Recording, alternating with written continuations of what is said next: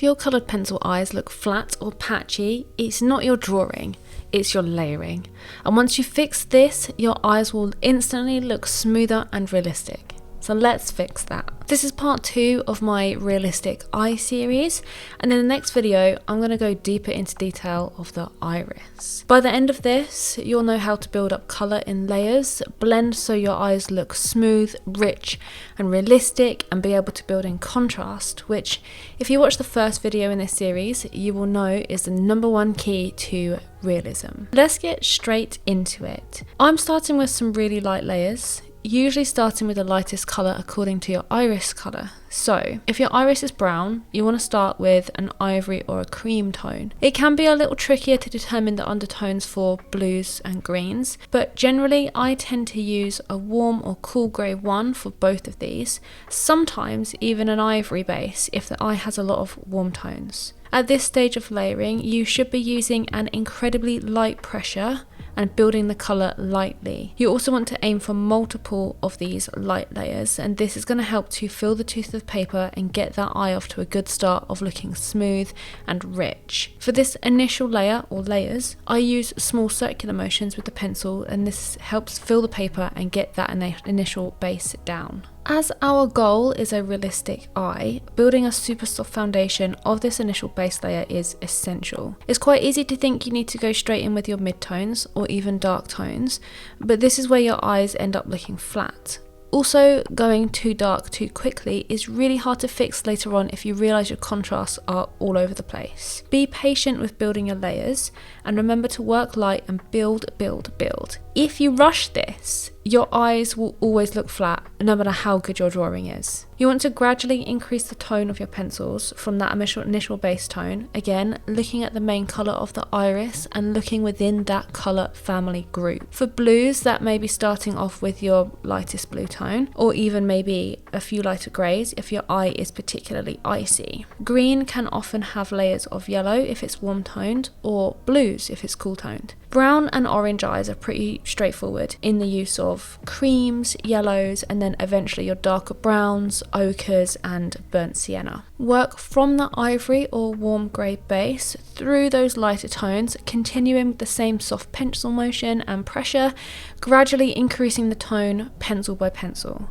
Take note as well where your lights and darks are sitting, and use fewer subsequent tones in the lighter areas and more of those darker tones, and also more layers in the shadowy or darker areas. This is actually where most people ruin their drawing. As you start to build up your midtones, this is where the eye really begins to come to life. I'm still working in light pressure, but gradually increasing the tones, branching into slightly darker, but nothing too intense just yet. One of the biggest mistakes here is increasing the pressure too soon, which will make it harder to add subsequent layers and even the details towards the end, instead of just layering more. More pressure flattens the tooth of the paper and makes it harder for your darker layers, the ones which add that all-important contrast, to stick. Yes, you could go all in with heavier pressure and build that colour instantly, but you'll pay for it later on.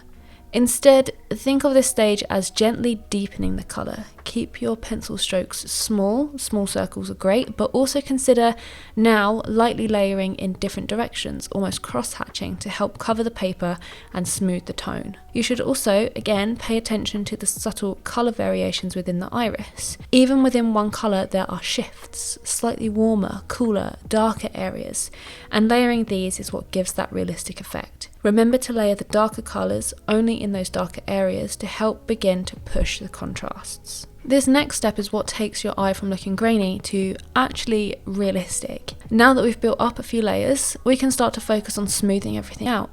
And you can do this in a few ways, either by continuing with very light layers of your existing colours, or by using a lighter pencil. Ideally the one that you used for your very first layer, like a cream, an ivory, a light grey, or even a white pencil, to gently blend everything together. You don't want to completely flatten the colours or add too much pressure. We just want to unify them so that there are no harsh, patchy areas of colour. If you still have a grainy, unsaturated looking eye at this stage, it just means that you have to add more gentle layers.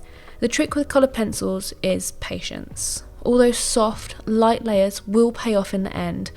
I know they're a pain and they take a while and you just want to get instant results, but Trust me, slow and steady building makes for phenomenal results. If you want to see this whole process in real time, I do have the full-length eye study tutorials over on my Patreon. They're slower and completely uncut, so you can follow along. But let's keep taking a look at these more simplified steps here. So this is where the realism starts to happen. Now we can start to introduce some of our darker values, and this is where contrast really comes into play. Your darker tones won't be added all over the eye like a majority of the previous tones you've used. Instead, these tones will mainly be added to the outer edges of the iris and into the pupil, along with any kind of defining features within the iris. We're still using the same technique of slowly building the colour instead of coming in with strong pressure. You want to avoid coming in with your darkest pencil too. Layer through some of your darker midtones and then slowly deepen where needed. And this is what creates that rich, realistic depth without the eye looking too harsh, muddy or overdone. I'm not going too detailed on the iris here because I'm going to break that down fully in the next video. This is really about getting the colour and layering right first and that smooth texture. So now it's all about refining, adjusting any areas that feel too light, too dull, or anywhere that looks slightly uneven. You want to take a step back, take a good look at your drawing, ideally with fresh eyes, and adjust where necessary. A white pencil works wonders at bringing in lighter tones, and it works really well over darker tones as you still have tooth to the paper from the light, gentle layers that you've been adding. If you've had heavy pressure and instantly darker tones, you'd lose that tooth and absolutely any ability to add lighter colours over the top if needed. Don't be afraid to keep layering here either, especially those lighter mid-tone colours. That's what's really going to pull everything together and create a smooth, seamless eye. You want to continue layering your darker tones until you get to the darkest of them. This could be black, or it could be one of my favourites, walnut brown or dark indigo. But these are the ones you want to add last and almost sparingly into the iris. For the pupil, all of these are great, but if you're using black, make sure you add in other tones to avoid it looking flat. Red, blues, purples into blacks really adds depth, so think about that. As for the iris, when it comes to the shadows, adding in a complementary colour, which is the colour opposite the main iris colour on the colour wheel, will add a whole lot more realism to the piece. For greens, adding a touch of red looks absolutely fantastic and helps push the contrast without muddying the tones. Sometimes browns and greys, as good as they are at darkening, often muddy an area if they're overused. This is another reason why we're light layering to build. That muddying is a lot harder to come by. After your darker tones are added, make sure to smooth them over again with some of your lighter tones and mid-tones. It's just going to help to create that nice, smooth looking iris. And then we can start to build those details, but that's for the next video. That's pretty much it for how I build up smooth, realistic colour within the iris using coloured pencils. Just remembering that gentle, smooth layering combined with using your lightest tones first, slowly building up to the darker tones in places of shadow, all the while using small circles combined with a bit of cross layering to achieve a smooth, blended results. You can see how much difference layering makes, and this is what takes an eye from flat and patchy to smooth and realistic. In the next video, I'm breaking down the exact details and textures inside the iris that make it look completely lifelike. And this is a part that most people struggle with. If you'd rather slow things down and draw along with me, I have plenty of full real-time eye studies over on my Patreon where nothing is cut or sped up. But make sure you're subscribed so you don't miss part 3 for those all-important iris details, and I will see you there. Bye!